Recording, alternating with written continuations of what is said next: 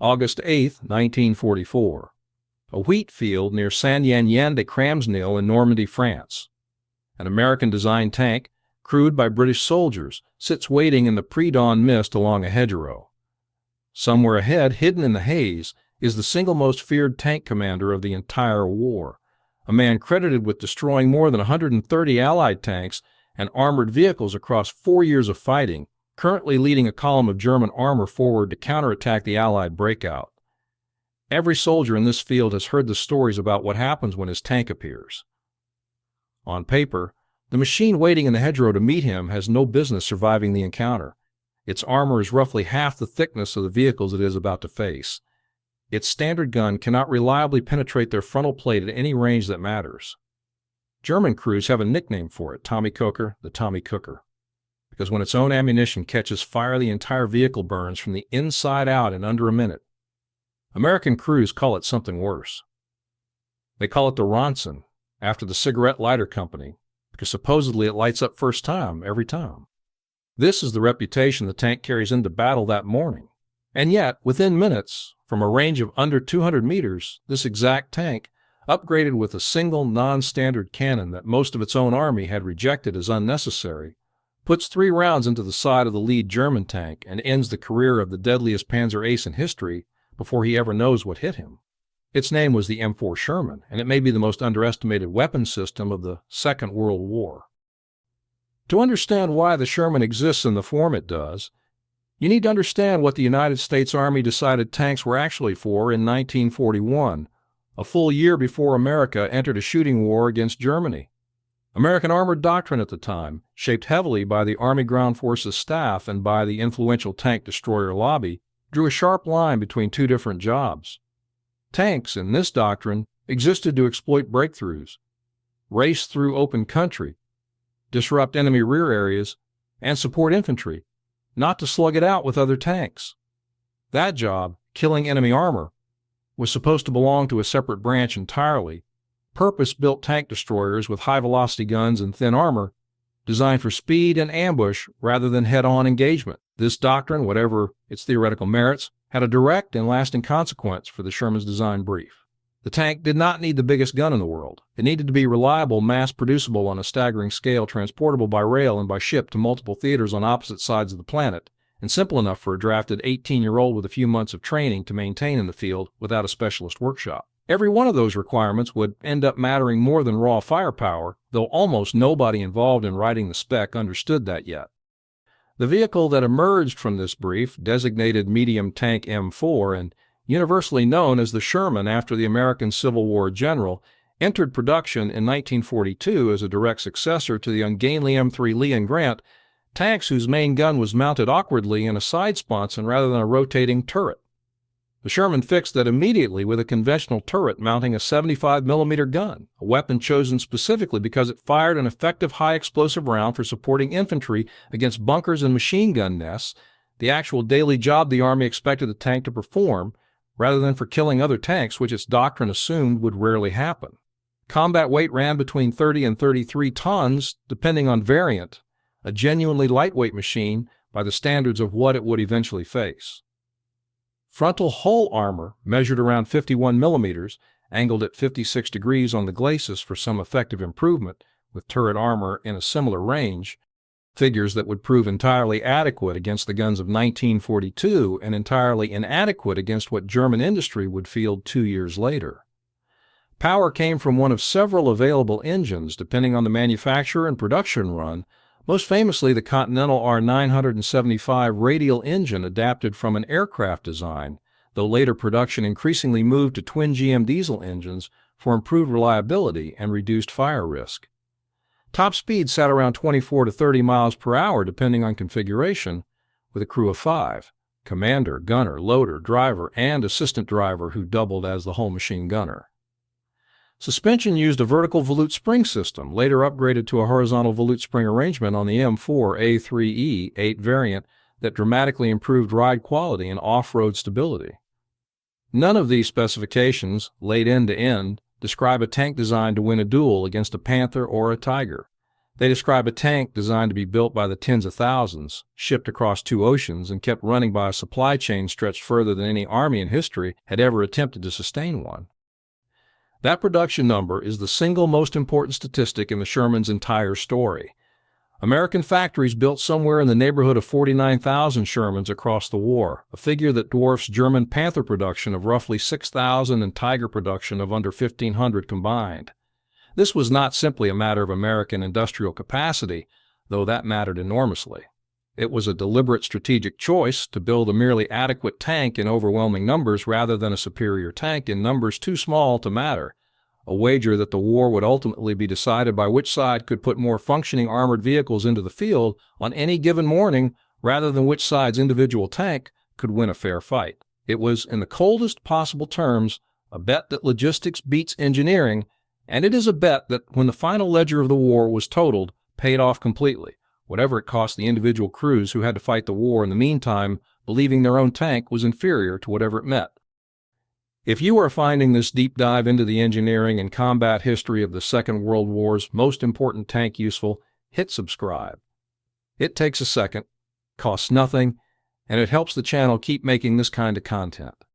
The Sherman's combat debut came at the Second Battle of El Alamein in October 1942, supplied to the British Eighth Army under Field Marshal Bernard Montgomery, where it comfortably outclassed the Italian and early German armor it faced across the North African desert, its 75mm gun and reasonable armor giving British crews, for the first time in the Desert Campaign, a tank that could genuinely compete with a Panzer IV on equal terms. That reputation held through the invasion of Sicily and Italy, where the Sherman's combination of reliability and reasonable firepower against the German armor actually deployed there, mostly Panzer IVs and IVs rather than the newer heavy designs, cemented its status as a solid, dependable, if unspectacular, weapon.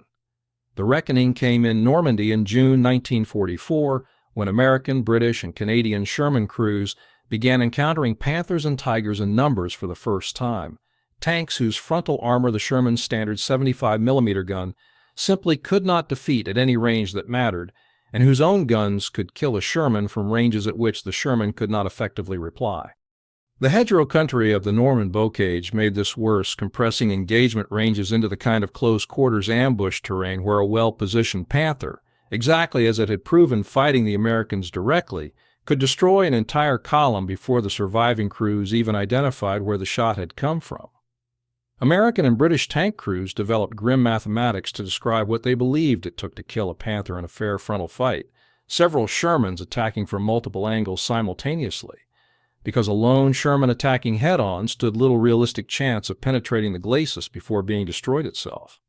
The nicknames Ronson and Tommykocher spread through both armies during this period, and whatever their precise origin, and however much later post-war analysis would complicate the popular fire story, attributing many of the fires less to the gasoline engine itself than to unprotected ammunition stowage that later wet stowage designs would substantially fix, the reputation stuck hard enough to shape morale for the rest of the war.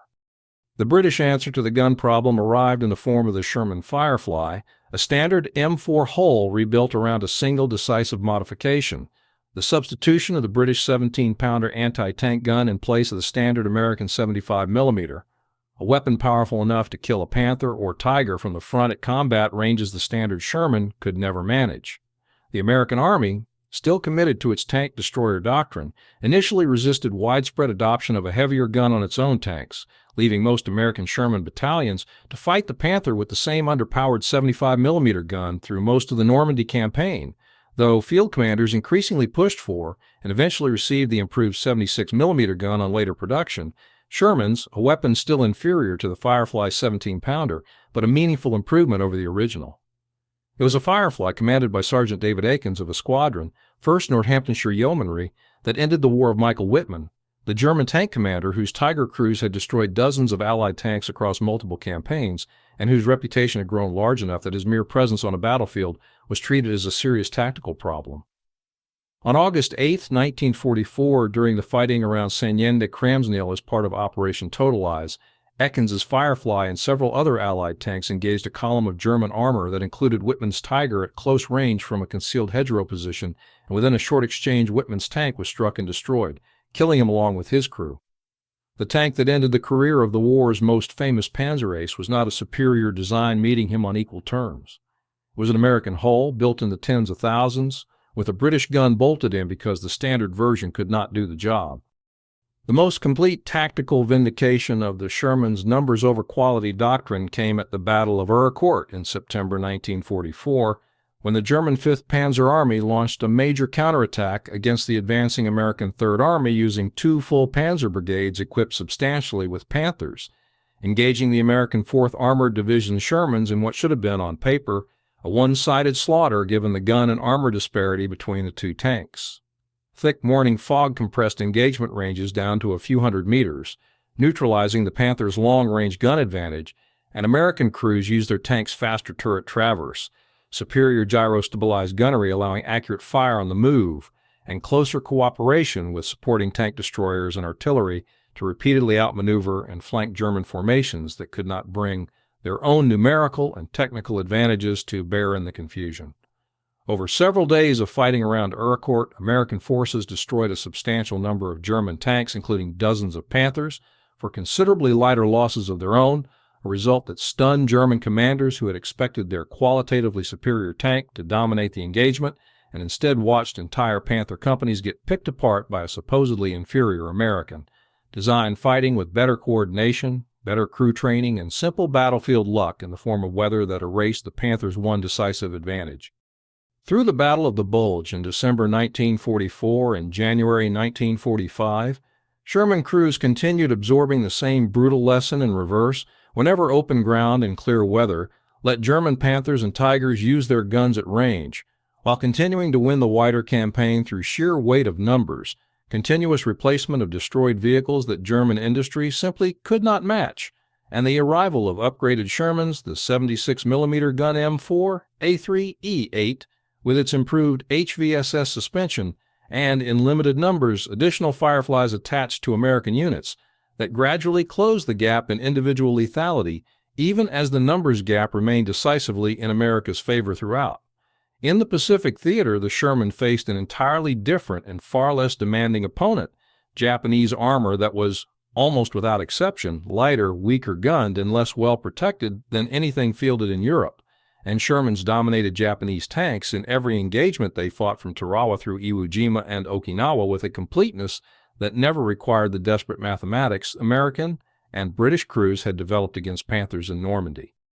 By the war's end, the honest verdict on the Sherman, reached independently by American, British, and even post-war German assessments, was consistent and unflattering to the individual machine while being overwhelmingly favorable to the strategic decision behind it.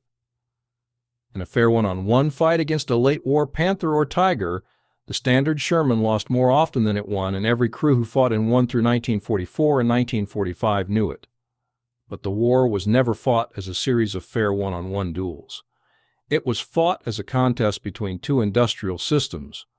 one that could build 6,000 excellent tanks and another that could build 49,000 adequate ones, ship them to every theater on Earth, keep the vast majority of them mechanically running through the mud of Normandy and the deserts of North Africa and the jungles of the Pacific simultaneously, and replace every single loss faster than the enemy could inflict it. The Sherman won that contest so completely that by 1945 German commanders were routinely reporting engagements in which their supposedly superior tanks were simply overwhelmed by Sherman formations that kept coming in numbers no amount of individual technical superiority could offset. The Sherman's adaptability extended well beyond gun upgrades, and nowhere was that more dramatically demonstrated than on the morning of June 6, 1944, when hundreds of specially modified duplex-drive Shermans, fitted with collapsible canvas flotation screens and twin propellers, were launched from landing craft several kilometers offshore to swim onto the beaches of Normandy ahead of the infantry, an idea that on paper sounds almost absurd, a 30-ton tank floating on canvas across open water in a combat landing, and that in practice succeeded well enough on most of the invasion beaches to provide the first armored support infantry received as they came ashore. Rough seas off Omaha Beach sank the majority of the DD Shermans launched there before they ever reached the sand, a costly reminder of how narrow the margin for this kind of improvisation could be, while the calmer conditions off the British and Canadian beaches allowed a much higher proportion of DD tanks to swim ashore successfully and provide exactly the fire support the invasion plan depended on.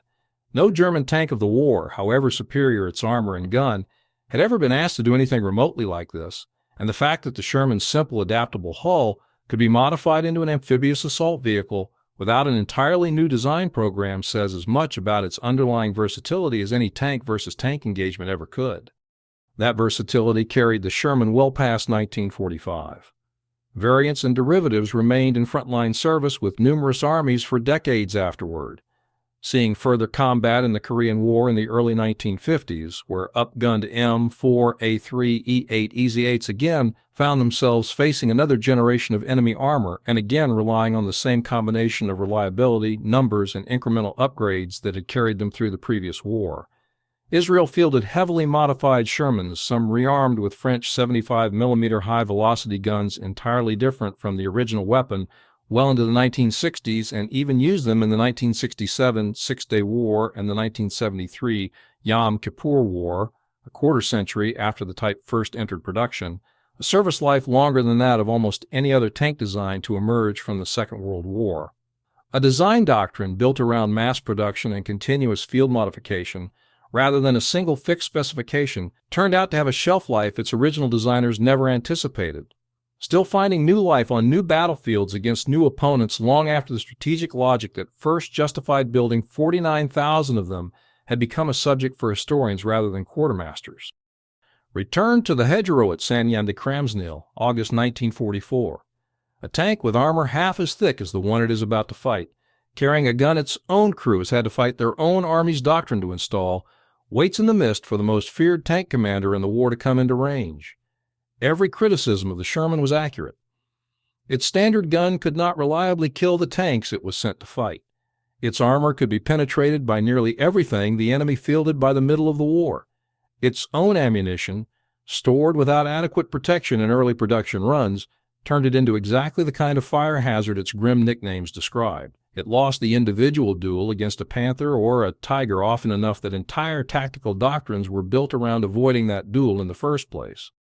And yet, in the fog at Court, when weather erased the enemy's range advantage, in a British hull with an American gun swapped out for a British one, because the original simply was not good enough, and in the sheer overwhelming arithmetic of 49,000 tanks against 6,000, it worked. Not because it was the better tank. Because a machine built for the war America actually intended to fight, a war of production, replacement, and endurance rather than individual technical supremacy, turned out to be exactly the tank that war required. The Sherman was never meant to win a fair fight. It was built so that the fight would never stay fair for long. And for that, more than any other single weapon system, it is remembered as the tank that won the war it was never designed to win alone.